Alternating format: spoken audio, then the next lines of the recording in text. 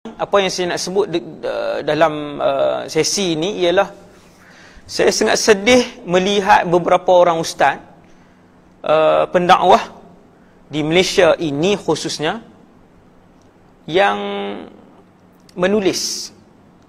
Saya sempat baca. Yang pertamanya menulis bahawa COVID-19 ni adalah agenda syaitan dan kita sepatutnya lebih takut kepada Allah dan jangan ikut pihak berkuasa yang takutkan virus ini lebih daripada takutkan Allah. Ayat tu secara zahir nampak betul.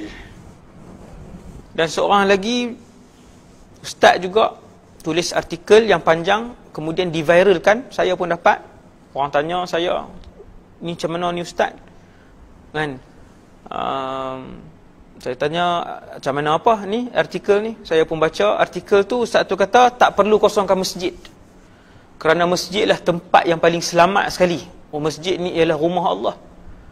Siapa yang suruh kosongkan masjid itu adalah orang yang nak menutup syiar Islam. Nampak ayat bunyi macam power tak? Bunyi macam power kan?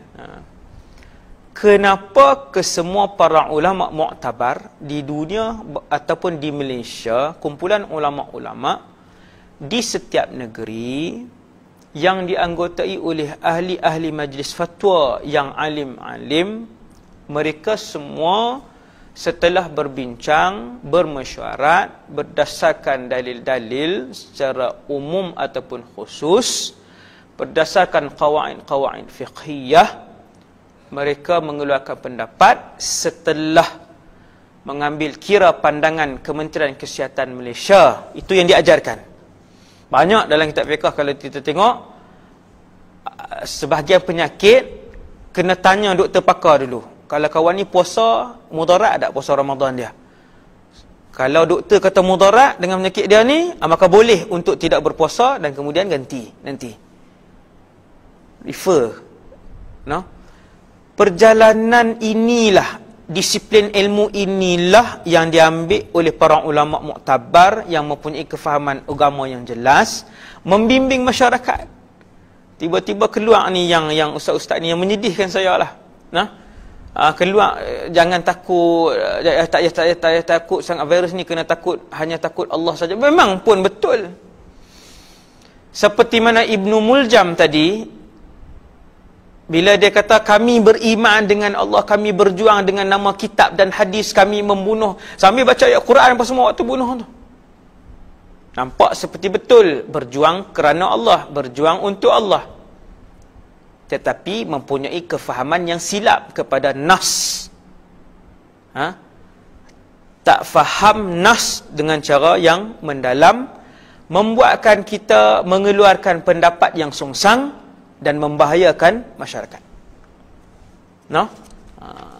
Al-maslahatul ammah tuqaddam 'ala al-maslahatil khassah. Maslahah masyarakat umum mesti didahului daripada maslahah orang persendirian.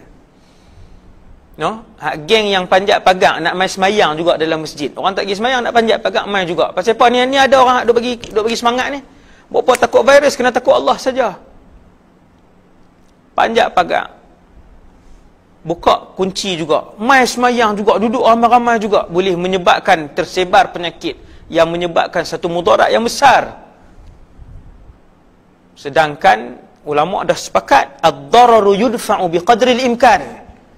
Ulama bahas darar ataupun mudarat itu mesti dihindari seboleh mungkin. Majlis ulama, ahli-ahli majlis fatwa dah rujuk dengan KKM macam mana dengan penyebaran wabak ni, jangkitan wabak ni setakat ni. Adakah sudah sampai masanya untuk tidak berhimpun di tempat? Ya, KKM kata ya, memang dah sampai masa. Maka para ulama pun berbincang dan mengeluarkan fatwa bahawasanya perlu dikosongkan aktiviti masjid setakat ini, dan Kedah mengambil keputusan yang sama, tidak ada Jumaat pada minggu ni, dan minggu ni lah, minggu lepas tak ada, dan minggu ni pun tak ada Jumaat juga. Kemudian kita tunggu nanti keputusan yang seterusnya. Patuh kepada pemerintah selama mana tidak berlanggar dengan syarak. Biqadril imkan, qawaid yang fiqhiyah tadi ni, kemudaratan perlu dihindari seboleh mungkin itu digariskan secara jelas. Hanya ketua keluarga sahaja yang keluar. Kalau nak keluar pula pakai penutup hidung dan mulut. Elakkan bersalaman dengan orang lain. Jarakkan kedudukan anda bila duduk ramai-ramai. Pulang segera apabila selesai urusan.